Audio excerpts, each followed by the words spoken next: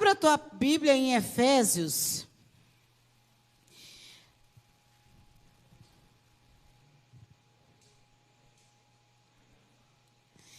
Capítulo 2, versículo 19. Aí você mantém ela aberta, que a gente vai ler outros versículos do capítulo 1 e do capítulo 4. Mas esse primeiro é o Efésios, capítulo 2.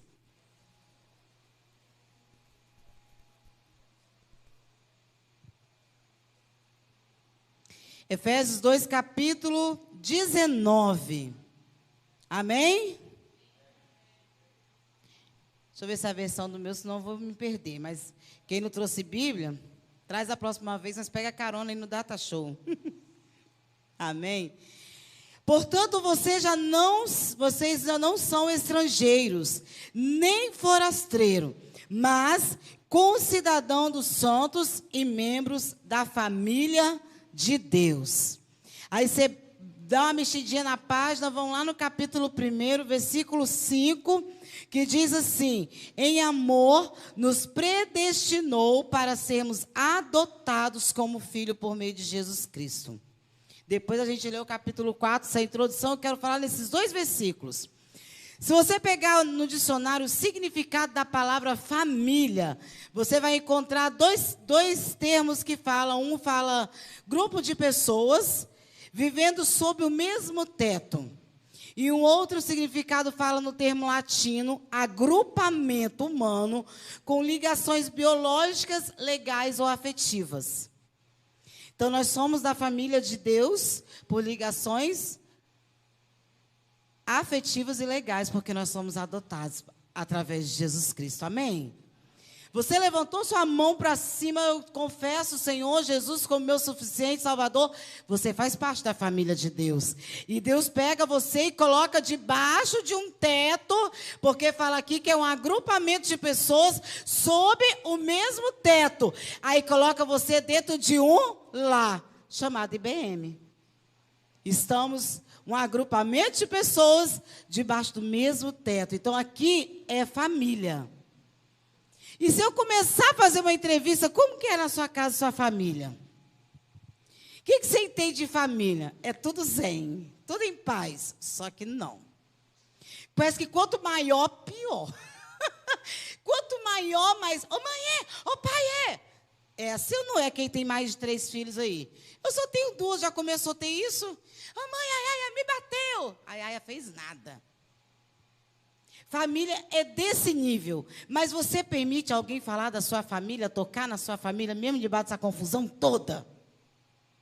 Você defende ela de unhas e dentes, não é assim? Você agarra e fala, não, eu protejo, eu defendo a minha família. Cada família tem seu hábito, tem sua cultura, tem o seu jeitinho de ser. A gente não tem que falar assim, mas a família de fulano é assim, a de outro ciclano é assado. Cada família tem o seu jeitinho, mas todos estão sob o mesmo teto, um agrupamento de pessoas biologicamente ou legais e afetivas. Você faz parte de uma família. E espiritualmente você também faz parte de uma família, chamada Família de Deus, aqui no lar chamado IBM. Você não está desertado por aí sem família. Deus te deu um teto. E quando fala família, todos têm direitos iguais, deveres iguais, todos cuidam daquilo ali, todos tratam aquilo ali de uma maneira honrosa. Pelo menos lá em casa era assim, 6 filhos, cada um tinha uma função. Das mulheres, porque papai era meio machista. Com 3 mulheres aí de casa, para que os homens vão varrer, limpar? Ele era desse tipo. Então, tinha uma escalinha, fulano nas vasilhas, ficando na roupa, outro na casa. Cada um tinha uma responsabilidade para manter a casa em ordem. Sua casa é assim, você que tem muito filho? Precisa ser. Deixa tudo nas costas da mulher, não, pelo amor de Deus. Coloca essas crianças para trabalhar. E o marido também. Ixi. Misericórdia não, glória a Deus. Pode colocar os homens para dar a função do pastor lá. Alguém sabe me dizer se ele está assistindo? É varrer, lavar vasilha e fazer café. O homem vai em casa o dia todo, se ele vê um cabelo meu no chão, ele vai lá e pega pá e vai. Eu falei, nossa, você está exercendo essa função com excelência. Pode continuar, irmão. Está ótimo do jeito que está. Mas ali todo mundo faz parte, todo mundo tem uma responsabilidade. Aí nós vamos lá no capítulo 4, que agora que o negócio vai começando a ficar estreito. A gente vai ler do 1 ao 3, que diz assim: como prisioneiro do Senhor, rogo-lhes que vivam de maneira digna de vocação que receberam. Sejam completamente humildes e dóceis. Sejam pacientes, suportando uns aos outros com amor. Façam todo esforço para conservar a unidade do Espírito pelo vínculo da paz. Aí você vai lá no versículo 11,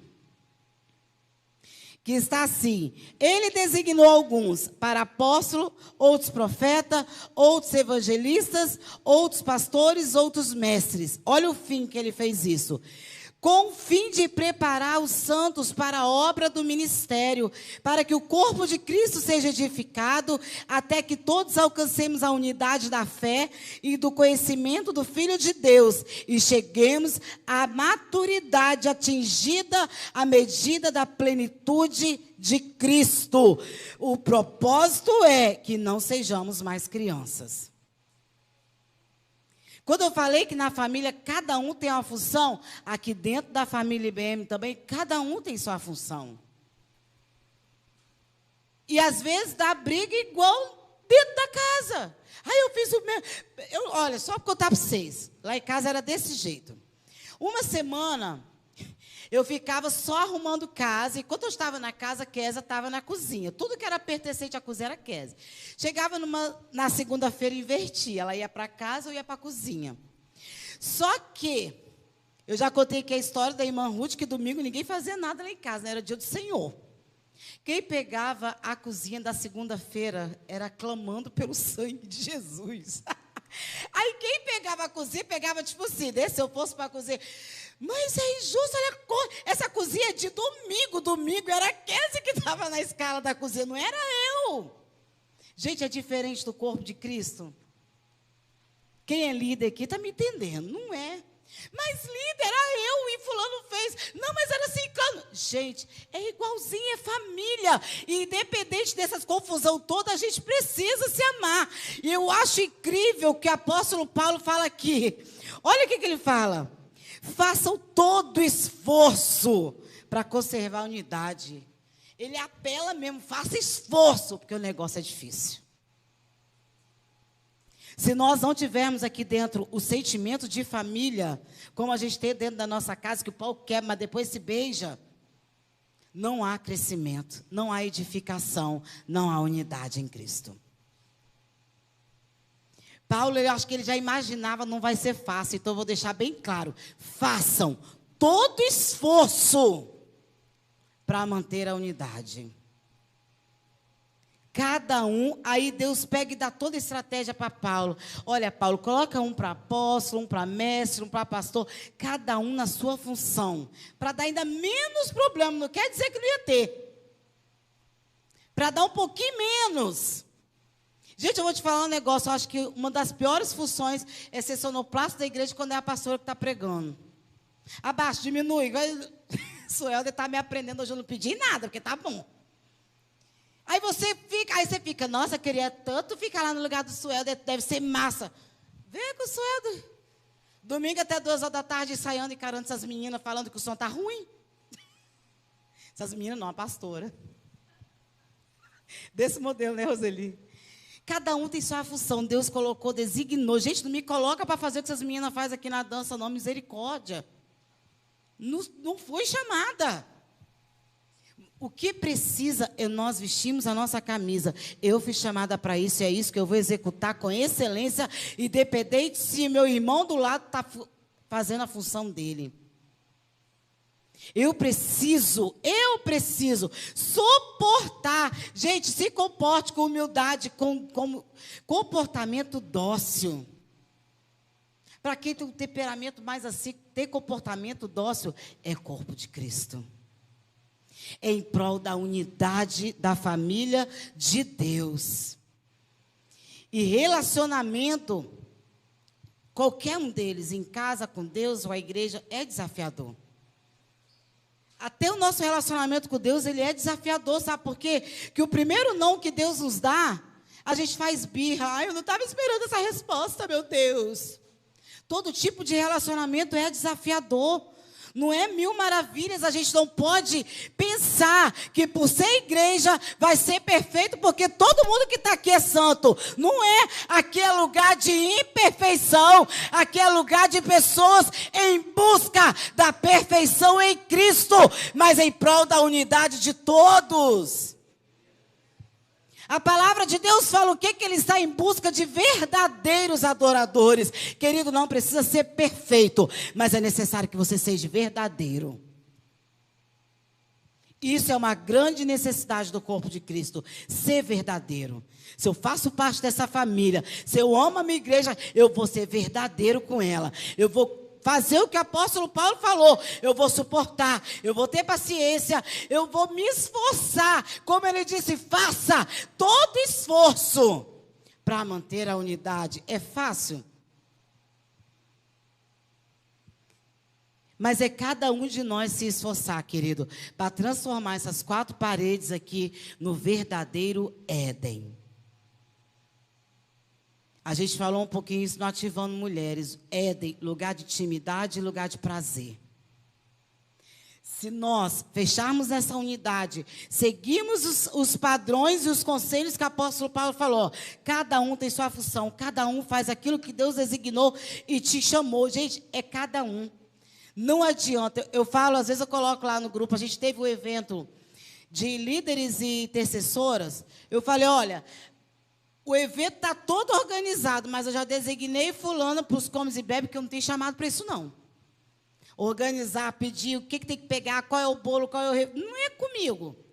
Aí eu vou tentar fazer, porque não, é eu que estou organizando o evento, eu quero fazer ele todo, vai dar BO.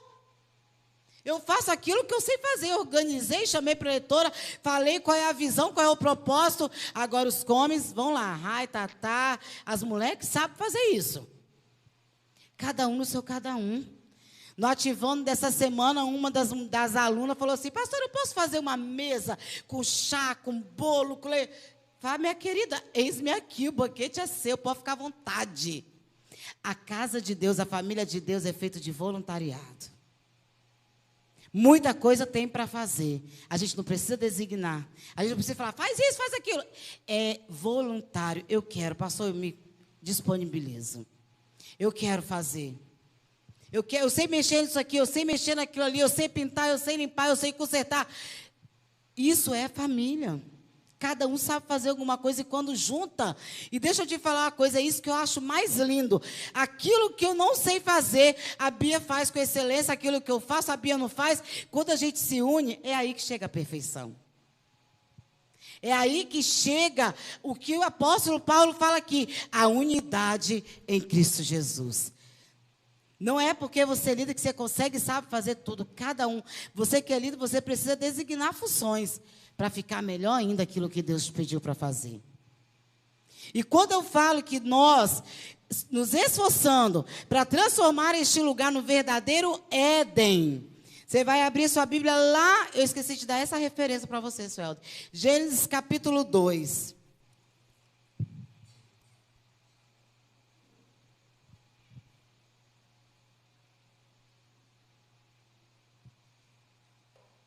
Enquanto você abre aí, lembra os propósitos. Quando o apóstolo Paulo designou cada um para uma função, o propósito foi para que o corpo seja edificado, para alcançar unidade na fé e para alcançar a maturidade. Agora a gente vai lá em Gênesis capítulo 2, versículo 10 ao 14.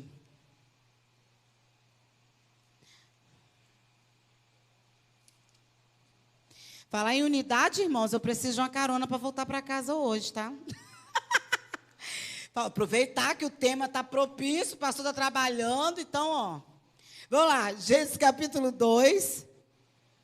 A partir do versículo 10 diz assim.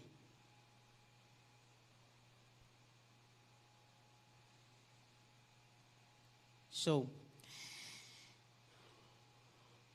No Éden nascia um rio que irrigava o jardim. E depois se dividia em 4. O nome do primeiro, Pison, ele percorre toda a terra de Havilá, onde existe ouro. O outro daquela terra é excelente. Lá também existe bidele e a pedra de ônix. O segundo percorre toda a terra de Cush, e ele é o Gion. O terceiro, que corre pelo lado leste da Assíria, é o Tigre. E o quarto é o Eufrates. Quando eu disse que aqui, na casa de Deus, aqui na nossa casa, nós precisamos transformar este lugar no Éden, neste lugar precisa passar o Pison, o Gion, o Tigre e o Eufrates. O que é isso, pastora? Pison significa crescimento. Gion significa rompimento. Tigre significa acelerado. Eufrates significa frutífero. Se nós estabelecemos esse lugar, lugar de intimidade, lugar de prazer, esses rios vão passar no meio dessa igreja livremente. Haverá crescimento, rompimento, vai acontecer uma aceleração no crescimento em todas as áreas e vamos frutificar para a glória do Senhor Jesus. Mas isso é um trabalho de unidade. E isso é nós buscarmos estabelecer neste lugar o verdadeiro Éden. Isso é eu fechar com você e a gente começa. A missionária que ministrou no dia da intercessão aqui, ela falou uma coisa que eu achei muito engraçado. Tem a coluna, mas entre a coluna tem, como que é o nome desse trem aqui? A viga. Então é uma coluna, uma viga. Porque vem duas pessoas aqui, vem cá, Lu e Júnior, já que vocês estão bem pertinho. Vem cá, correndo. Para só exemplificar para vocês a unidade que Deus quer. A coluna por si só, ela pode cair. Lá de cá, Júnior. Mas do lado de cá tem uma viga. Dá a mão aqui, Júnior. Do lado de cá tem outra viga. Essa coluna fica de pé ou não fica? A viga tem a mesma função da coluna? Quem é pedreiro? Acho que não. Mas os dois juntos faz o quê? Manter uma casa de pé. Obrigada. Então, vocês entenderam a necessidade da unidade? A necessidade de nos esforçar, como o apóstolo Paulo falou, se transformarmos esse lugar no Éden, haverá crescimento. Querido, deixa eu te falar uma coisa, crescimento requer atenção. Estamos cheios de bebezinho na igreja, no processo de crescimento. Requer atenção, às vezes, principalmente da mãe, quase 100%. Cada dia uma descoberta. Cada dia uma coisinha diferente. Cada mês uma evolução. Não sei se vocês perceberam, parece que cada mês o filho aprende algo diferente. Tudo, planta, pessoa, cabelo, qualquer coisa, no processo de crescimento requer atenção. E essa atenção, como que nós damos? Fazendo todo o esforço para suportar. No processo do crescimento, nós nunca podemos julgar o outro olhando para onde eu já estou. Tem 1 ano de crente, tem 20, cada um está no seu nível de relacionamento com Deus diferente, independente do tempo de igreja. Você não pode julgar, a gente fala isso muito com os obreiros, com a liderança. Olha para o seu liderado, mas não julga no nível que você está. Até você chegar a ser líder, você passou por um processo igual ou pior do que o seu liderado. Você já esteve lá, você já deu trabalho a algum líder, você já deu trabalho a algum pastor. Então, o processo do crescimento, deu ou não deu, Saulo? Você deu um sorriso muito sem vergonha aí, Saulo. Ontem falou um pouco sobre isso. Da juventude da curva. Hoje tudo pai, velho, foram tudo embora com dor na coluna, querendo pagar de novinho. Vou até gritar para os teens aqui. Eles não tiraram onda para vocês pular, para você... Foram tudo embora com dor, tudo vai pagando de novo. Mas, voltando à pregação... Isso é família, querido. Vai passando de geração em geração. Não julgue, através do seu crescimento, aonde está quem está do seu lado. Talvez quem está do seu lado precisa tanto de você. Talvez ele está num processo de crescimento que requer uma atenção sua que você nunca imaginou. Talvez você olhe assim, nossa, mas esse irmão, ele é mais quebrantado do que eu. Não sei o quê. Não, mas talvez ele está precisando de um abraço. Ele está precisando de um apoio, porque o processo do crescimento requer atenção. E vocês querem ou não querem crescimento nesse lugar? Amém ou não amém? Final do culto, vocês vão ter um mistério revelado aí. De crescimento.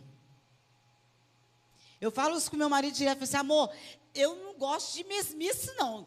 Já está na hora da gente evoluir, crescer. Vamos pedir a Deus a estratégia, porque o negócio já está... Se não está cabendo aqui, constrói. Se não der para construir, reúne na rua. Mas a gente precisa estar em movimento. Crescer precisa ter movimento. Crescer dói. Crescer machuca. Sara teve um processo que falava assim, ai mãe, estou com a dor nas minhas pernas. Você está esticando, filho, você está crescendo.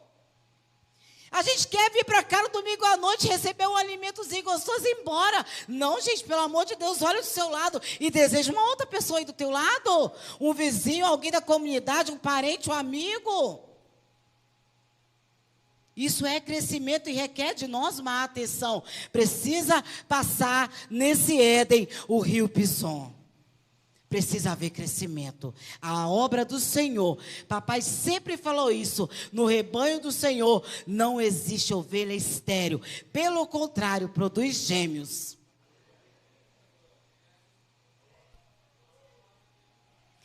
Pastor Eliseu tivesse aqui, ele ia quebrar nós na reta, filho.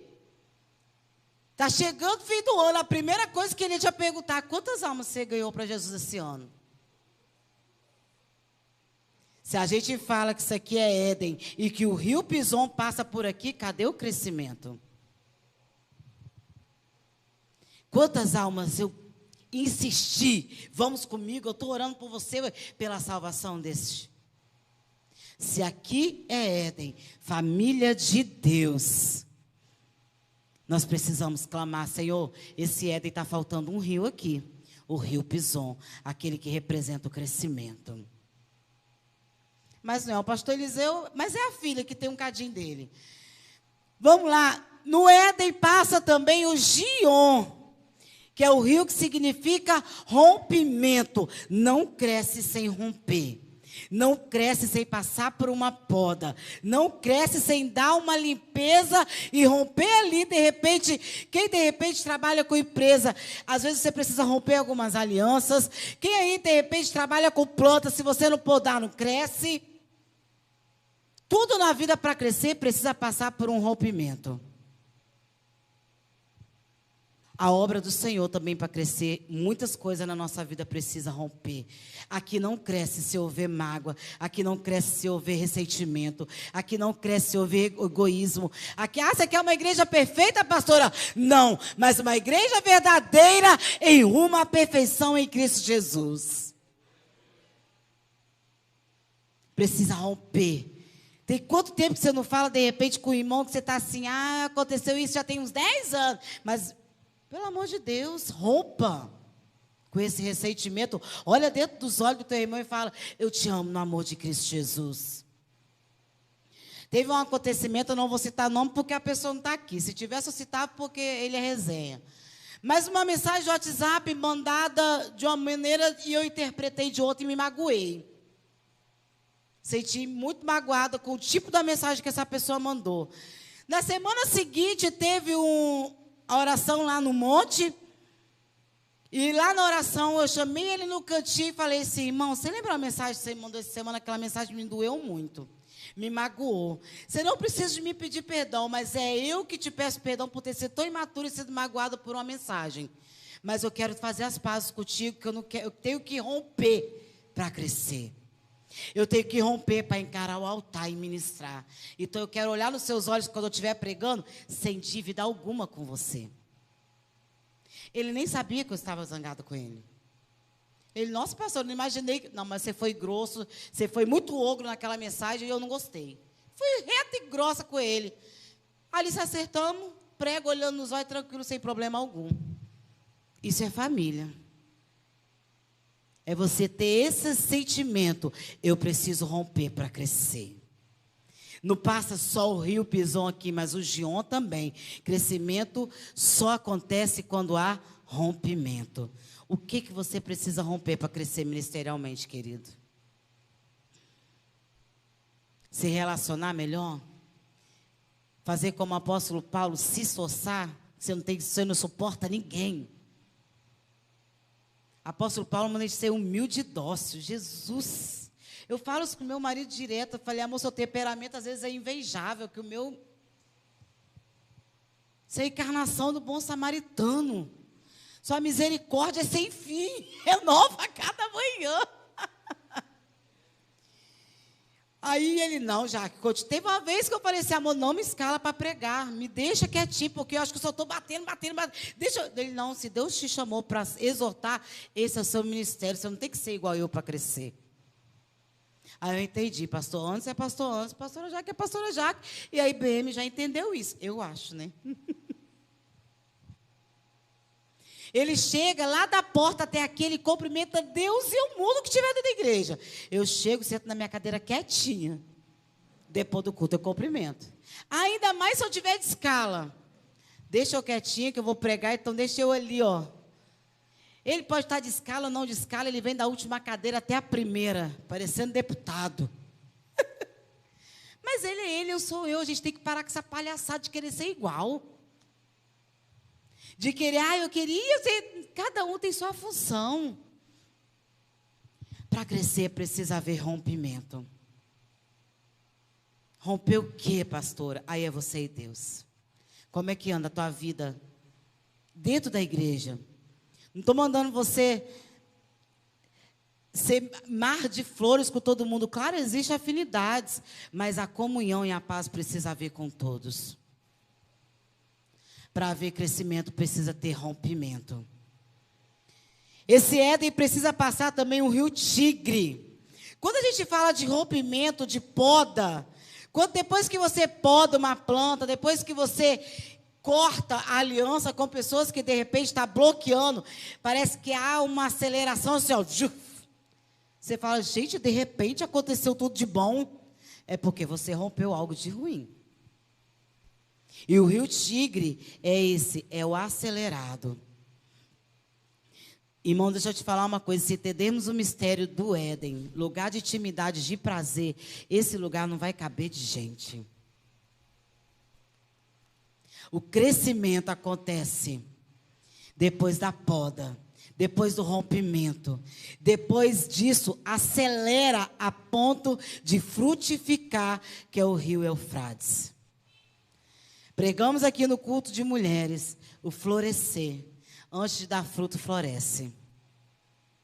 Mas durante esse processo de romper e de acelerar, vem os frutos.